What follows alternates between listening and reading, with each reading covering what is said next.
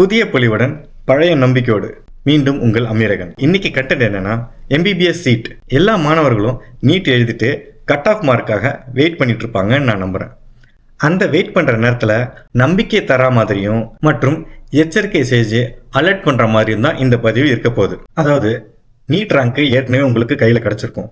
நீங்க உங்களுடைய ஹோம்ஒர்க்கை ஸ்டார்ட் பண்ணுங்க. லாஸ்ட் இயர் நீட்டோடைய சேர்க்கையில் உங்களுடைய ரேங்க்குக்கு 1000 முன்னாடியும் 1000 பின்னாடியும் ஒரு பிராக்கெட் வச்சுக்கிட்டு அந்த ரேஞ்சில் எந்தெந்த காலேஜிலலாம் சீட்டு கிடச்சிருக்குன்னு ப்ரீவியஸ் இயர் அட்மிஷனுடைய ஸ்டார்டிங் ரேங்க் மற்றும் லாஸ்ட் ரேங்க் இது ரெண்டுத்தையும் நீங்கள் செக் பண்ணி பார்த்துட்டு அந்த பிராக்கெட்குள்ளே உங்களுடைய ரேங்க் வருது அப்படின்னா அந்த ஒரு நம்பிக்கையே போதும் உங்களுக்கு. அந்த பிராக்கெட்குள்ளே நீங்கள் வரலன்னு நினைக்கிறீங்களா? ஒன்றும் பிரச்சனை இல்லை. அடுத்தது நீட் கட் ஆஃப்காகவும் வெயிட் பண்ணுங்கள்.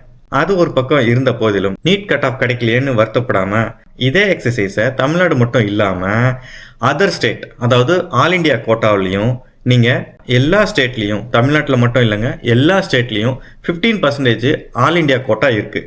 அந்த ஆல் இண்டியா கோட்டாவில் உங்களுடைய ரேங்க்கு அந்த ப்ராக்கெட்டில் வருதான்னு பாருங்கள். ஸ்டேட் வைஸ் இருக்கிற அட்மிஷன் ரேங்க்கில் போன வருஷம் அதுக்கு முந்தின வருஷம் எந்த ரேங்க்லேருந்து எந்த ரேங்க் வரைக்கும் அட்மிஷன் கொடுத்துருக்காங்கன்னு பாருங்கள்.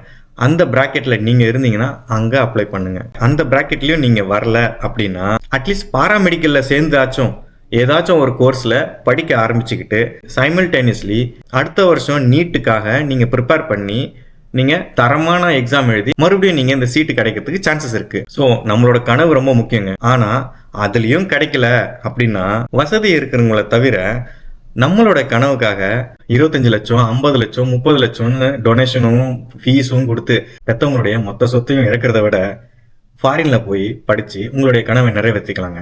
எப்படிங்க ஃபாரின் போய் படிக்கிறது? எங்கள் 4 லட்சத்துலேருந்து 15 லட்சம் வரைக்கும் கலெக்ட் பண்ணுற காலேஜஸும் இருக்குங்க. அது மட்டும் இல்லாமல் அந்த காலேஜஸில் சீட்டு கிடச்சிருச்சு அப்படின்னா நம்ம நாட்டில் எஜுகேஷன் லோனு உங்களுக்கு கொடுக்குறாங்க. எந்தெந்த நாட்டில் அப்படி சீட்டு கிடைக்குது அப்படின்னு கேட்குறீங்களா? ஒரு பெரிய லிஸ்ட்டே இருக்குங்க. Kyrgyzstan, Uzbekistan, Kazakhstan, Russia, Ukraine, Moldova, Hungary, Bulgaria, Georgia, Turkey, Egypt, Timor Leste, Philippines, China, Bangladesh, Nepal, Prague, Poland, Azerbaijan, Armenia. So இத்தனை நாடு இருக்குதுங்க. நீங்கள் கவலையே படாதீங்க.